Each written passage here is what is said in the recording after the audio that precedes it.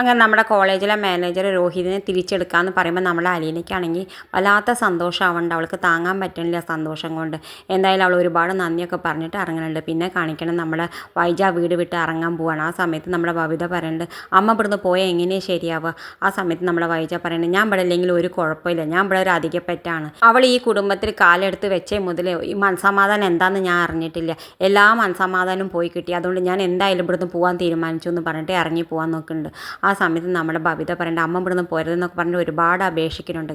ആ സമയത്ത് നമ്മുടെ വൈജ പിന്നെയും പറയുന്നുണ്ട്, എനിക്ക് ഒരു വാക്കേ ഉള്ളൂ, എനിക്ക് ഒരു ഡിമാൻഡേ ഉള്ളൂ, അവൾ ഈ വേലക്കാരിയായിട്ട് ഈ വീട്ടിൽ ഇനി മുന്നോട്ട് പോരുത്. ഒന്നില്ലെങ്കിൽ ഞാൻ, ഒന്നില്ലെങ്കിൽ അവൾ, എന്താ വേണ്ടെന്ന് ബാലചന്ദ്രൻ തീരുമാനിക്കട്ടെ. ഞാനിപ്പോൾ എന്തായാലും ഇവിടുന്ന് ഇറങ്ങുകയാണെന്ന് പറഞ്ഞിട്ട് ബബിതന് ഒറ്റ ഉന്ത് കൊടുത്തിട്ട് ബബിത പോയി വീഴാൻ പോകുന്നുണ്ട്. അവൾ എന്തായാലും കാറിൽ കയറി പോകുന്നുണ്ട്. പിന്നെ കാണിക്കുന്നത് അവൾ നേരെ ചെല്ലുന്നത് നമ്മുടെ ശിവേട്ടൻ്റെ അടുത്തേക്കാണ്. ശിവേട്ടൻ പറയുന്നുണ്ട്, നീ ഇപ്പോൾ എന്തിനാ അത്രയും ധൃതി പിടിച്ച് പിടിക്കുക ഇറങ്ങി വന്നത്? നിനക്ക് വല്ല ആവശ്യമുണ്ടോ? നിനക്ക് കുറച്ചും കൂടിയൊക്കെ ക്ഷമിച്ചുകൂടെ വൈജയെന്ന് പറയുന്നത്. ആ സമയത്ത് അവൾ പറയുന്നുണ്ട്, എനിക്കിത് ഒറ്റ തീരുമാനമില്ല, അവൾ ആ വീട് വിട്ട് പോവാതെ ഞാൻ ഇനി ആ വീട്ടിലേക്ക് ഇല്ല എന്ന് പറയുന്നുണ്ട്. ആ സമയത്ത് നമ്മുടെ ശിവൻ പറയുന്നുണ്ട്, നിനക്ക് എപ്പോഴും നിൻ്റെ ഒറ്റ കാര്യം മാത്രമേ ഉള്ളൂ, നിനക്ക് നിൻ്റെ കൂടപ്പറപ്പ് എന്തായാലും വേണ്ടില്ല, നിൻ്റെ ഭർത്താവിനും നിൻ്റെ മക്കൾക്കും എന്ത് പറ്റിയാലും നിനക്ക് കുഴപ്പമില്ല, പക്ഷെ നിനക്ക് മാത്രം ഒന്നും പറ്റരുത്, നിനക്ക് നിൻ്റെ കാര്യം മാത്രമല്ല, നിനക്കൊരു സ്വാർത്ഥ സ്വഭാവമാണ് വൈജ എന്നൊക്കെ പറഞ്ഞ് ഒരുപാട് ദേഷ്യപ്പെടുന്നുണ്ട്.